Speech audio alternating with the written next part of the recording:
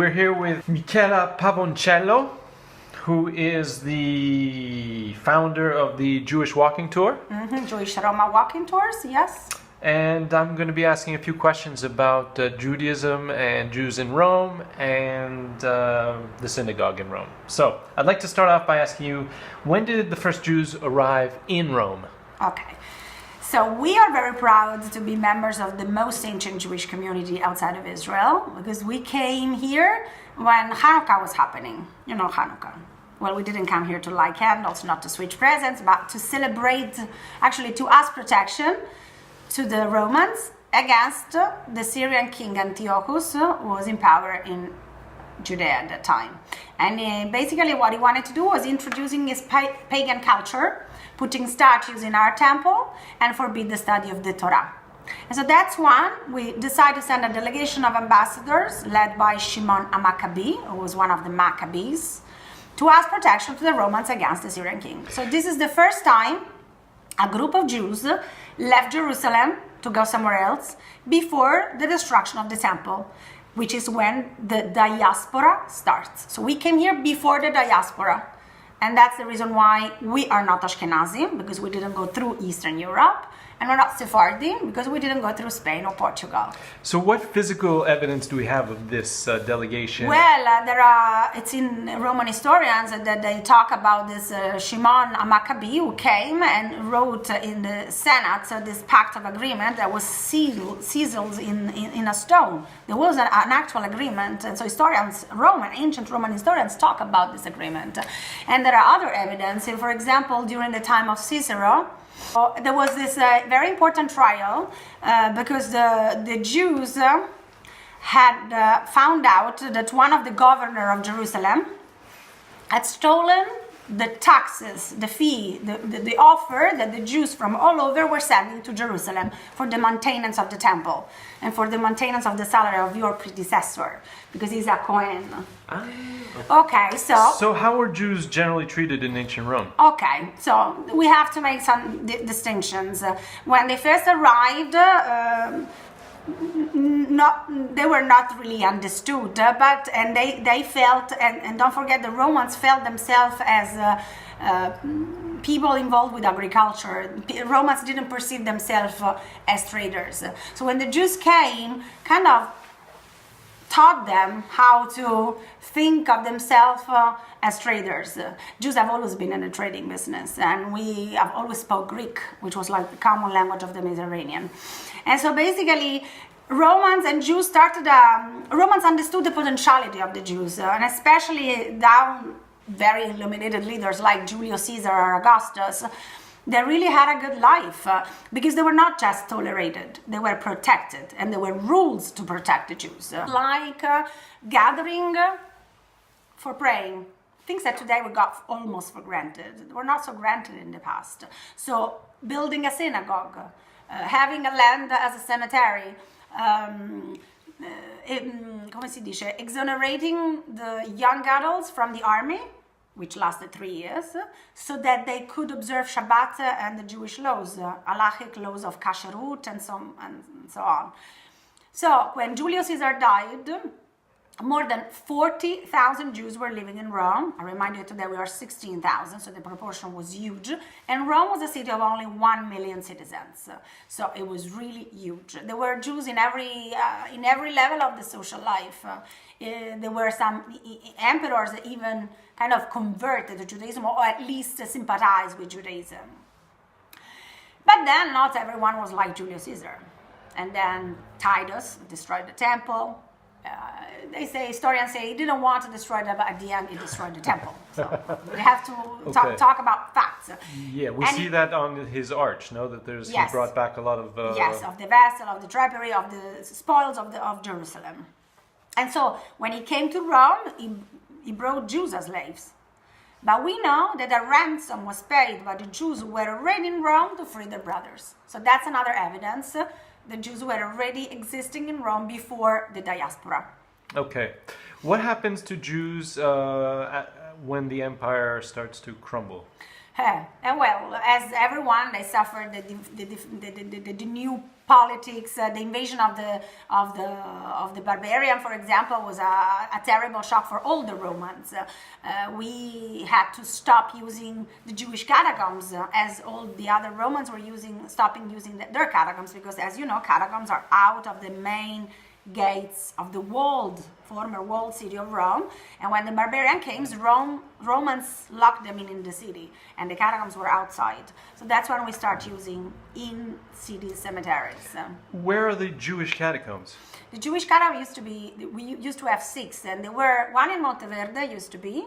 One, they just found medieval bearings, which is not really a catacombs, in Stazione in Porta Portese. They just found recently, last summer. One is still in the ancient Appian way, in Appia Pignatelli, is down the vineyard of Vigna Randanini, which is an aristocratic lady who found the catacombs in her land. One is down Villa Torlonia, where Mussolini, used to have it, which is kind of interesting. And that is where the Museum of the Shoah was planned to be built, but there are not enough funds, so we don't think it's gonna ever happen. When was the ghetto created, and why were Jews confined to this area? Okay, I would say that during the Middle Ages, the situation was going up and down according to the cuckoo-ness of who was in power. But then in 1555, when you were expecting everybody to be smart and illuminated, because it was the Renaissance, this crazy pope was coming from the Inquisition environment. His name was Paul IV, and he was born and raised in Spain, where, as you know, they were paving roads with the stones from the Jewish cemeteries. They were torturing people. If somebody who wanted to get rid of him was saying, I saw him eating pork, he would be tortured to make sure he was not Jewish. And as you know, in 1492, Jews were expelled from Spain and Portugal with the idea of making a Christian kingdom, Catholic kingdom, by Ferdinando and Isabella. And so at that point, Jews could either convert or leave. And those who left were welcomed to Rome by the Pope Alexander VI, Borgia, apparently of Jewish ancestors, who told them, you're welcome to come to Rome. But nobody was expecting, and then kind of 2 or 3 popes after him made a ghetto. The ghetto was created with the only aim to save the Jews. In which way? Through the conversion. Because Jews are condemned to go to hell since they killed Christ. But if you convert, in that time we had killed Christ. Not anymore. But at that time we had That killed was the Christ. interpretation at the time? Yeah. They didn't even think about the Romans. The Jews had killed Christ. Okay. And Ratzinger wrote a book to say that we didn't kill Christ. Thank you. You're off the hook. Exactly. Okay, so basically that was the aim of the ghetto, saving the Jews from hell through the conversion. And that's the reason why this tiny area is physically surrounded by churches. Now, we have churches everywhere in Rome. Actually, there are more churches than people going to church. But the amount of churches surrounding the ghetto cannot be a coincidence. Churches were working like a neon sign. Join us, join us, join us. Every Shabbat, instead of going to synagogue, Jews had to go to church to listen to the Holy Mass, where priests, using very tough ways and manners, would try to convince them to convert. But they would put wax in their ears not to hear anything. And I think it's the same way we do in the synagogue today. So what was like in the ghetto in these years? Well, life was very miserable. Imagine the conditions with the floods of every single winter, no toilets. Every traveler was traveling to Rome at that time would write a journal. There are several. And everybody underlined this terrible stink and smell of the area due to the flood and due to the lack of hygienic conditions.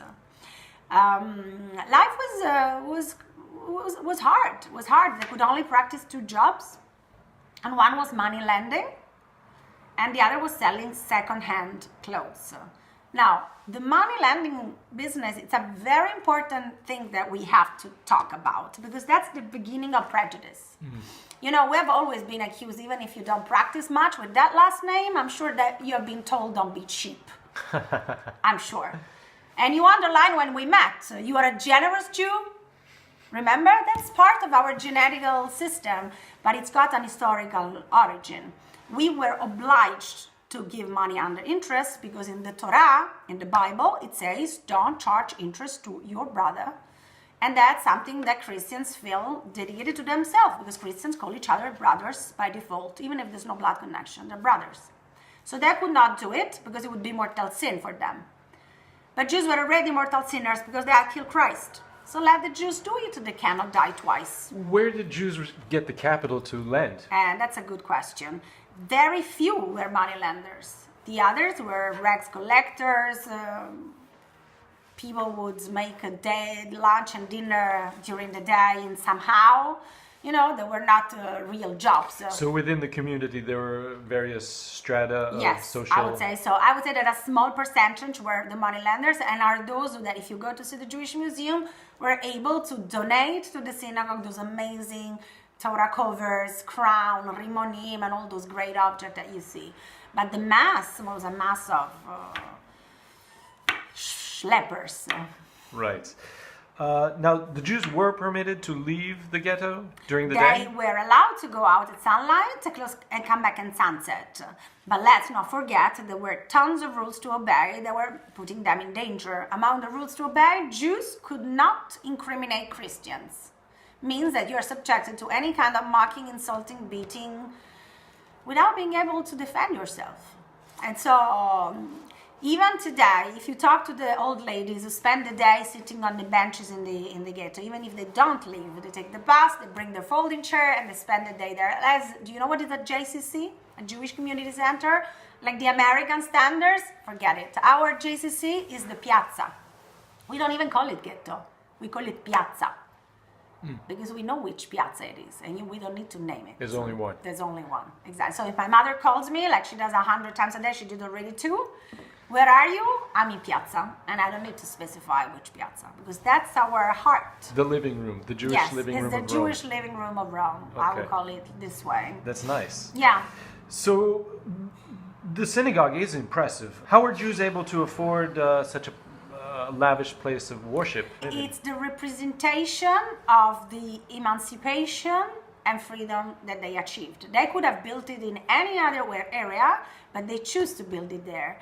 And they did an incredible collect. Families who gave 1 lira and families who gave 10,000 lira. All of us gave something. And as a miracle, they made to build this amazing building only in 3 years. Very modern as a concept, with a square dome in aluminum that was never used in architecture at that time. So even as a model, the synagogue kind of created a standard, I would say. The architects were Christian? Yes, there were no Jewish architects at that time. Trust me. So they did an international contest. These 2 guys, Armani and Costa, won the competition. But they had really no clue about building a synagogue, so they imitated churches. And that's why, if you go inside the synagogue, the plan, it's a cross. The plan of the Great Synagogue of Rome, it's a Greek cross, with a square dome on top to make it different from the rounded domes of the churches. That's the dome, with a rainbow inside, which is the symbol of the pact between God and Noah, because God promised to Noah there would be no more worldwide floods. But we were flooded every single winter, so we posted to God. And what differences besides that are there between the synagogues in Rome, Florence, and Venice? Well, Rome and Florence built their synagogue after the emancipation, so when they were finally free. The synagogues of Venice were synagogue built during the Ghetto times, and they're still there. 5 buildings, each one for each congregation, almost like in our concept. In the Ghetto, Jews could not build more than 1 synagogue due to the Pope's rules. The rules were to give them a hard time. This has to be clear. So any aspect of their life was ruled to make it hard, so that they would choose to give up and embrace Christianity. So the Pope would not let them build more than 1 synagogue, but since there were Jews coming from Spain, Portugal, Sicily, Jerusalem, and we say 2 Jews, 3 synagogues. So they had to build one building with 5 tiny rooms inside, each one for each congregation.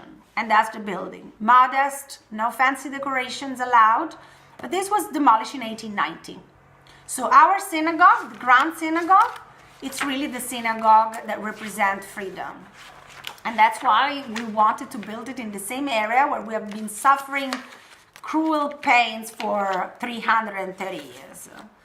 And that's where we built it. And so when the synagogue was erected, there was really nothing around it. Everything was turned down because it was a decrepit building, creepy, horrible, stinky and smelly and falling down, with a system of bridges in between, so that when there would be the floods, they could walk on the bridges to communicate from one building to another. And then after the synagogue was built, 3 new blocks were built around the synagogue in 1911. One is the school, which used to be the Jewish school, it was something else, but now it's the Jewish school, and 2 more residential buildings with Art Nouveau and frescoes on the facade. And they are the buildings that confuse people, because people come to the area and they say, but these Jews always complain, this is so beautiful, but this has nothing to do with what it used to be. So it's important that we underline also that the area as it looks today, it went first to a process of gentrification. So the original ghetto buildings are super expensive anyway, and the ones built in 1911 are of course expensive because they are historical buildings, waterfront properties, centers of Rome. Some of them have Roman ruins in the toilets, so I mean. Do a lot of Jews still live in the ghetto? Not many. It's a composition, it's about 400 people. It's a composition of very wealthy who managed to come back in the last 20 years, and very poor who never had a chance to go away. All the others are not Jews, people belonging to the show business, actors, actresses, VIP, cool people. So what's the best time to visit the ghetto? I really believe that the area changed its mood during the day. At 8 o'clock in the morning when the children go to school, it's quiet, but it's got that, those vibes in the morning. Then during the morning, you see the old ladies getting down with their car to go to the Campo de Fiori market. It's a very slow rhythm. Then at lunchtime, super hectic. Everyone comes to eat in the area, Jews, non-Jews, because there are so many options. Besides of the kosher restaurants, there is a very famous kosher sushi, which is loved for the quality by Jews and non-Jews. An important forno, a bakery, that serves any kind of pizza and pane, crunchy, and they can make sandwiches. And then there is the famous Jewish bakery where you can have the authentic pastries and cookies of Roma, our traditions. Like 200 years ago they started. So. Okay, since we're talking about gastronomy, what are some of the Jewish contributions to the Roman culinary scene? Well, for sure, Jews had the monopoly of the 5th part of the beef. Now, the beef is divided in fourths. So the first fourth, the second fourth, it's the part of the beef. The 5th part of the beef is the scrap of the beef. Brain, cheeks, tongue, sweetbreads, interior, intestine, the tail, what else? Sweetbreads. The Christians would throw away these parts. And the Jews, who had nothing else to eat, made great dishes. So today, people come, oh my God, I ate that brain fried with artichokes. It was amazing. It's still brain, but they love it. And they can only find it in our area.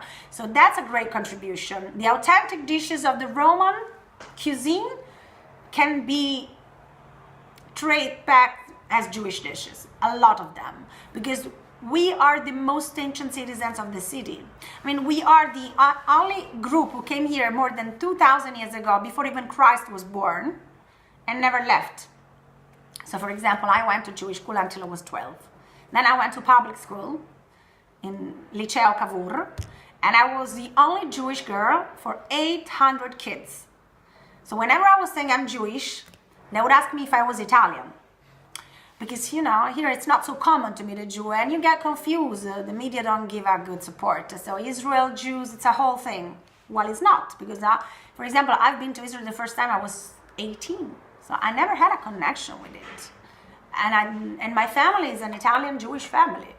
So we have to teach that we are not foreigners, that we are not emigrants, that we have been here before anybody. So I was saying that all the others in my class, they were Romans. But how many generations? Their grandparents moved to Rome to find a job, but all their grandparents were born in other regions of Italy. It's very hard to find someone whose great-great-great-great-grandparents were born in Rome. We were, because we were living in a ghetto, we hadn't other options. So we know where we're from. And that's give a big contribution in terms of gastronomy.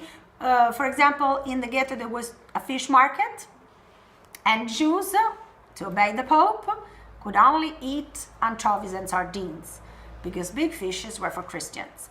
So we ended up eating the leftover of the big fishes, the head and the spine, that, as you know, is the best part of the fish, and we would make a soup with it. And today you go to the ghetto to eat the famous fish soup, which is made with leftover. So where would a Roman Jew go to eat in the ghetto, and what would they order? Well, a Roman Jew would eat at home.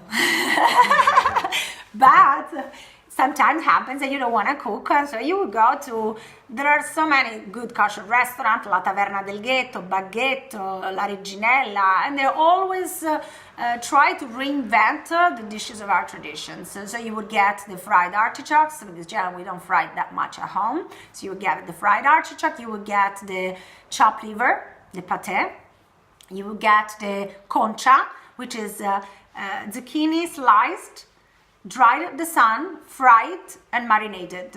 In Sicilia sono le zucchine alla scapesce. Esatto. If you see, Sephardi Jews who left Spain and Portugal, they were coming also from Sicily. Sicily was part of the Kingdom of Spain. So there were so many Jews living in Sicily. Today, there is an historian, they think that almost 10% of the modern Sicilians can trace their roots back to Judaism. Some of them converted, some of them stayed Jews, practicing hidden cryptic Judaism, and they became marranos. I'll give you an example. You light Shabbat candles, and then you put them down the table. So nobody can see you, they cannot accuse you of being a Jew, and you're still practicing your Judaism. Sounds dangerous. It was. It was. But for faith, people would risk their lives when they had nothing else to lose. In English, there's a lot of words that come from Jewish slang. Is there the same vocabulary that's been introduced into Italian? Well, remember that we are fewer than the Yiddish population, speaking population in the US, that donated lots of words. Schlepping, mensch, schmack. We don't have that. We have a dialect, though, that was created and developed in the ghetto, and it's called Giudaico-Romanesco. And if you are an old Roman, you might use the same words that we use. For example, there's a guy here that works at the markets, and the people working in the market, unless they're from Bangladesh, they're authentic Romans, because it's a job that goes from generation to generation. So this man in his 60s, the others say he knows I'm Jewish. First of all, he knows how to peel the artichokes, and that's something. Trust me. The way to peel the artichoke to make it fried at the Jewish style, it's very complicated. And I always peel my artichokes by my own. Since I came to live in this area, which is a typical Jewish area, this guy knows how to peel the artichokes, and he's not Jewish. So the other day, he was peeling my artichokes, and then all of a sudden he said, as you guys say, I need to go to the makom. Makom comes from the Hebrew, the place. So that's an hilarious way to call it the toilet. Badal makom. And he, a non-Jew, was using a word in Hebrew, makom, but with a declination in the Roman Jewish dialect, which is a dialect that we still use in our shops to not be understood in the family, not to be understood by the children or by somebody who works here. Little words, like I'm talking to you, and he comes, and I don't want him to listen to what we're saying. I cannot say shh, or he'll understand. So I would say davare. And davare, it's one word that comes from the Hebrew ledaber, which means to talk. So in one word, I'm saying to you, don't talk about that, like this. Or if you come to my shop and you are one of those customers who ask, and never buys, I would say to my assistant, okay, get him that skirt shahore. Shahar means black, dirty. So get him something old and get rid of him. Can you tell me a little bit about the Jewish experience during World War II in Rome? Sure. Allora, well, first of all, a little flashback. We are freed in 1870. So we start again our lives. Huh? But remember that 3 centuries in a ghetto kind of define the Jew as a simple, modest, not ambitious, simple in terms of not educated, a very simple person. So education has never been a priority, couldn't be a priority because priority was feeding our children's mouths. So when Mussolini gets the power in 1922, a lot of Jews became fascists, thinking that since he was a socialist and since they had invented socialism, they could trust him. Nobody was expecting that then he would become the doormat of Hitler. But that's what really happened. So Mussolini introduced the racial laws that were in use by Hitler in Germany since 1933. So the racial laws, they called them racial, but they were racist, made the Jewish kids kicked out from public schools. Jewish professors had to stop teaching, Jewish doctors had to stop practicing, no intermarriage was allowed, no Christian servant, no jobs, no property, no license, no sitting on a bench in a park, no owning a radio, no taking the bicycle, no using the tram, the train, the bus, no being a member in a tennis club, and so on. You know, it's kind of a myth that we should stop saying the Italians were not so bad. Italians were following their interest when it was about when they could, they helped. But when they were offered money, they started selling Jews. And then when the war was over, all of a sudden the fascists disappeared, becoming all democratic. So let's talk about how Italy was involved in the deportations, because it's important. If we don't discuss about what Italians did or didn't do during the war. So there were deportations? Of course. 7,000 Jews were taken from all Italy and died in Auschwitz. 7,000. From Rome, 2,000. The situation was kind of different from the other countries because in 1938, Poland, Austria, Holland already started their racial law and deportations, while we were allied to the Nazi. Remember Mussolini and Hitler? So Nazi were kind of... they had some argument. I mean, they couldn't really take us because we were their allies. So imagine that they would come to the ghetto to buy souvenirs, which is still a typical Jewish job. It was given as a job, as an obligated job by the Pope, who thought that making us selling religious articles could be a good way to convince us to convert. But as you know, what goes around comes around. It became a very good job because Rome is made with tourists, and selling religious articles didn't convert us, but made us pretty wealthy. So you see. So Nazi would come to the ghetto and they would say, "You are very lucky here in my country." So we were warned by the Nazi, but we would never believe the Nazi, of course. From 1938 until September 43, we are subjected to the racial laws, but we are alive. Then in September 43, we become allies to the Americans. We're very good at that. Italians switch position very, very quickly. And so the allies are in Sicily. We believe that in 2 weeks they would reach Rome, but they took 9 months. So during those 9 months, the Nazis are very good at locking their way up, down from Naples. So the allies are stuck there and they cannot move on. At that point, the Pope is so afraid, Pius XII is so afraid the Nazi becoming enemies could bomb the city of Rome and destroy any minor church would be a terrible loss. Imagine a bomb over St. Peter. So he makes an agreement with the Nazi. It was not a secret. Roma città aperta. It's a famous movie by Roberto Rossellini. So that's about those 9 months when the city of Rome was occupied by the Nazi. who couldn't really do much. But they had no more excuses why sparing the Jews of Rome. At that point, they are also enemies because they are Italians, and all the Italians are enemies at that point. But that was not enough. Deportating the Jews of Rome was not the solution. They wanted their money, their gold. The war is almost over. They think, as in all Europe, Jews are the intelligentsia, they're gonna be rich here too. But we were not. So anyway, they asked us 50 kilos of gold to be collected in 36 hours.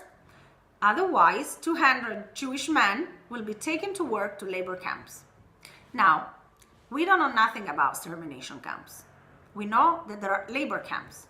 So basically, men are hiding or they start going underground. But women, elderly, and children, they're home.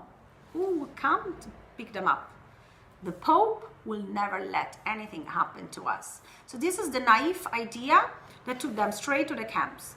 They thought that there would be no bigger power than the Pope, because in their naive minds, they have been down the jurisdiction of the Pope for centuries.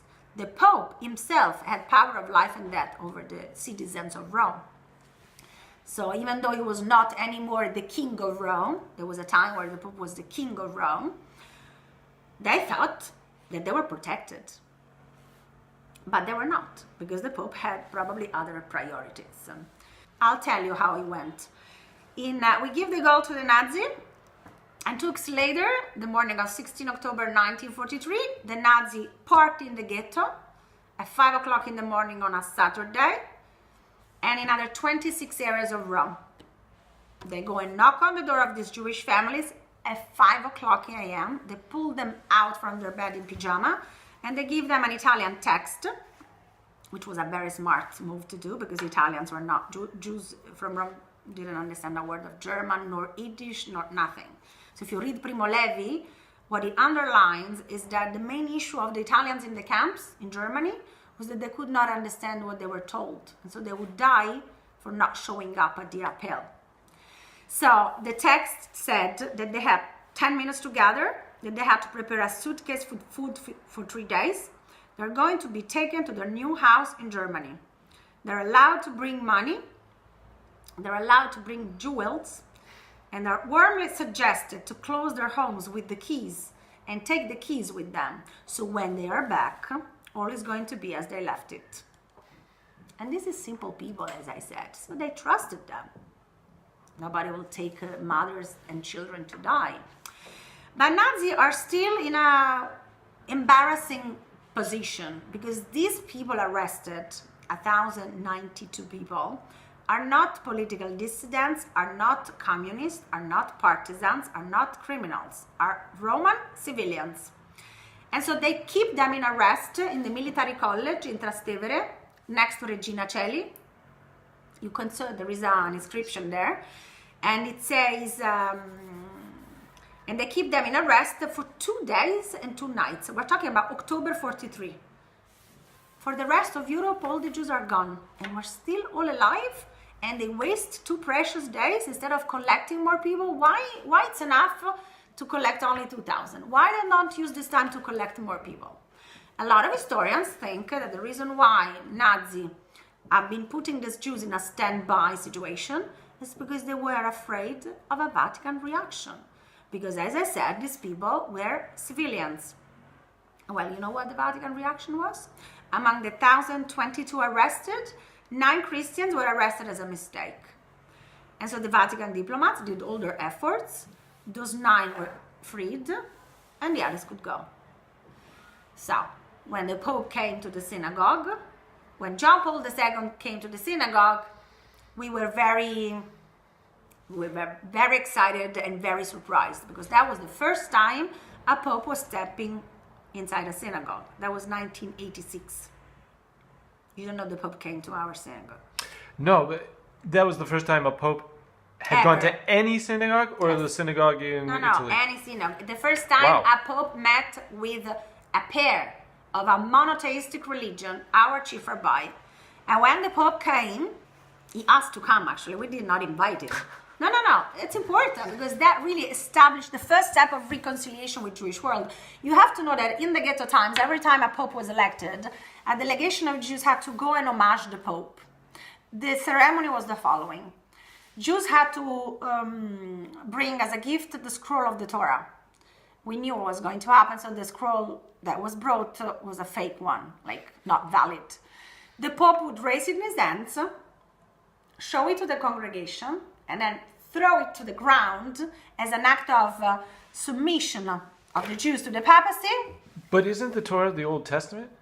And a superation of the New Testament toward the Old Testament. For them, yeah, they accept it, but then they move on with the New Testament. So that was the ceremony. The second part of the ceremony, the chief rabbi would have to kiss the feet of the Pope as an homage, but the Pope would never want a touch with the Jews, so he would kick him out, kick him off with his feet. That was the ceremony. This time, nobody knew what to expect. For sure, it couldn't go that way. But the chief rabbi was still very nervous. Should I shake his hand? Should I kiss his hand? Should I call him John, Paul, JP, Johnny, Mr. Father? How am I supposed to call him? It was the first time in the history. But he didn't have to do anything, because as soon as the Pope came inside the synagogue, the chief rabbi was kind of shaking, and the Pope embraced him tight and whispered, "You are my elder brother," which is beautiful. But we didn't like it, because in the Torah, the younger brother always kills the elder brother. But I think he could have said whatever. Cain and Abel, Esau and Yaakov. But he could say whatever, and we would have found it wrong. But the truth is that the relationship between these two men became really pure and honest. And whenever the Pope was sick in the hospital, the chief rabbi was welcome to go and visit him, as all bodies would do. And when the Pope died, in his last will, the only person mentioned by name in his will was the chief rabbi of Rome, as a person to be grateful to because of what they did together. It's nice. Yeah. It's nice, and it changed completely the perception of the non-Jews toward the Jews, because he opened the gates of the synagogue. He showed that they were normal people, and we're very welcoming, and we want to open ourselves. It's not our fault if we've been closed in a ghetto for 330 years and then deported to Auschwitz. So it was a little late, but yeah, better than late than nothing, And not only John Paul II, he went to put a letter of forgiveness to the Kotel in Jerusalem. Who did that before him? Yeah. Nobody. John the 23rd in the 60s wrote an encyclica named Nostra Aetate, which was finally changing, the definition of the Jews, that we didn't need to be converted, that we're fine as we are. And he would use to go, if he was in the center of Rome and he had to go back to the Vatican, he would always pass in front of the synagogue and bless, even with a cross, the Jews who were coming out from the synagogue. John the 23rd. So after Jerusalem, the community in Rome really plays an essential part in the dialogue between the two faiths. I would say so. And that's one of the reasons, in my opinion, why Jesus decided to send Paul and Peter to Rome and not somewhere else. Because in Rome, there was a pretty big Jewish community to talk to. The first one to be convinced of the new religions were the Jews. So it was Jesus who decided where to send the disciples? Well, they decided, or he decided, who knows? I didn't speak to Jesus, but I know that they took this path for a reason. Because in Rome there was and then they went to Antiochia. Antiochia also had a big Jewish community. So they traveled around Jewish community because they were Jews. Right. Okay? And Jesus was Jewish. Let's talk to them first. Well, no, it's important we underline that, because when I was a child, I remember, I had a lot of non-Jewish friends, but none of them knew that Jesus was Jewish, that he had a bar mitzvah, that he had a brit milah, that his mother was received at the synagogue and named at the synagogue as all of our girls when we were born, that he did a bar mitzvah and he was surrounded by, they call them Jesus among the doctors. This is Jesus practicing, taking classes for a bar mitzvah. But the church has always tried to hide these Jewish origins of Jesus. Jesus the Jew. You never hear that. Not to mention in Poland. So to go back to World War II, so we give the gold to the Nazi. The Nazi come and collect the Jews. They go to Auschwitz, this 1022, and only 16 of them come back. Among them, a woman who was under the care of Dr. Mengele. The city of Rome dedicated to her the bridge in Ostiense, Settimia Spizzichino. Poi, another 1,000 people was arrested, but this time with the collaborations of our Italian friends. When the Nazis saw that Italians were not collaborating for free as they were doing all over Europe, hunting the Jews with joy, they introduced a reward. Why Italians would not do it as they were doing it in Poland or Czechoslovakia or Austria? First of all, anti-Semitism of Germany was very different from the anti-Judaism of Italy. The anti-Semitism of Germany was based on genetical issues. We were an inferior race, we had to be killed. In Italy, it was an anti-Semitic, it was an anti-Judaism, it was a religious thing. So we had to be saved to be converted. So that's why people were not angry with us, because we were not the intelligentsia. We were not causing any envy. And that's a very important point. No, it is. Because come on, in Berlin, people were getting rid of the Jews to replace the roles in the society. Here, you get rid of a Jewish plumber, you lack services. So, I would say also something, it seems funny, but it's not, but when Nazi gave the job to the Italian fascists, thinking they must be as efficient as we are, they were completely wrong, because Italians are lazy, Italians are not organized, Italians are never on time, and Italians were not so motivated as they were in other countries. So that's why the numbers of the Italian Shoah are very reduced compared to other countries. We were also fewer than in Poland or Austria. So when the Nazis saw that the Italians were not collaborating, they introduced money. You could get paid 5,000 lira to sell a Jewish man. 3,000 lira for a woman, 1,000 lira for a child. So you could sell Jews, like you could sell potatoes. So my great-grandmother was sold in this way. She costed the Nazi only 400 liras. She was sold by a fascist policeman, 23 years old. Ooh, and she was only 55. But she was an old lady at that time. She was not even hiding. So she went to Auschwitz with the last train that left Rome to Germany. First she went to Fossoli, Modena, in a transit camp, and then she ended in Auschwitz. As soon as she arrived, she was gassed.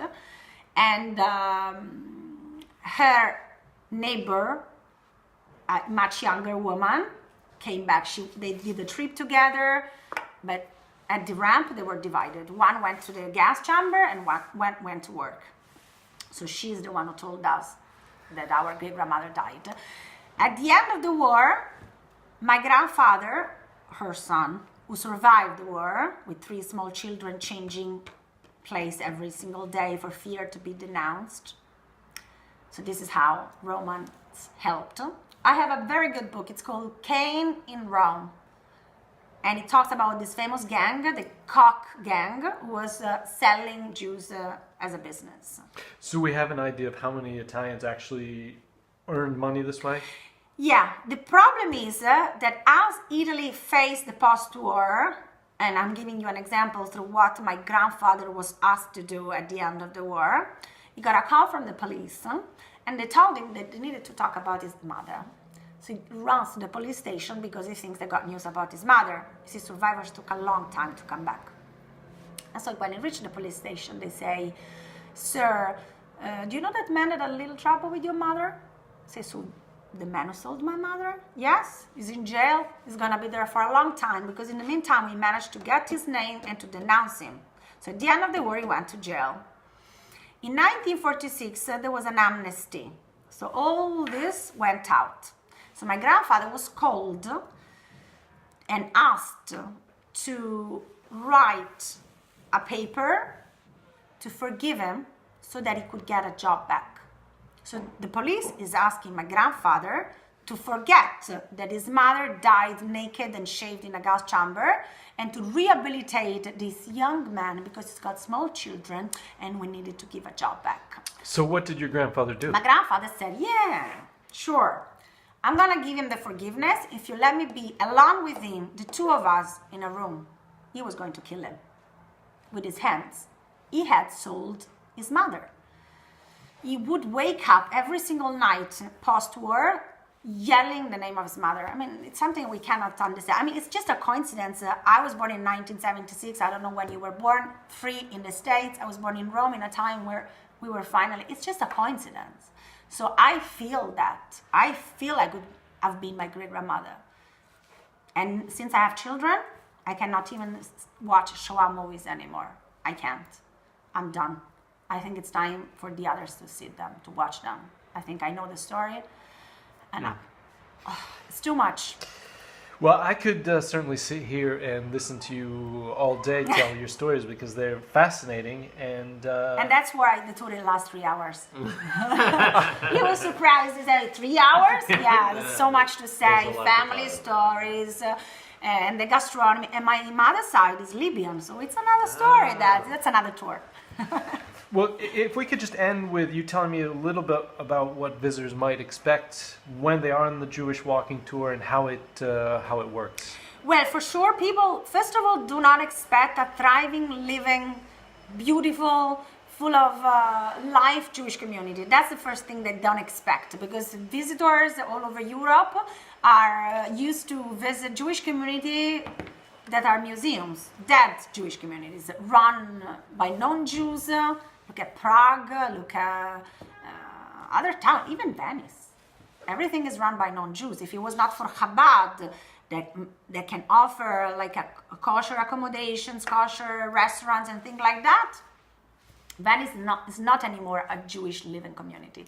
So what they experience in Rome is history and life at the same time.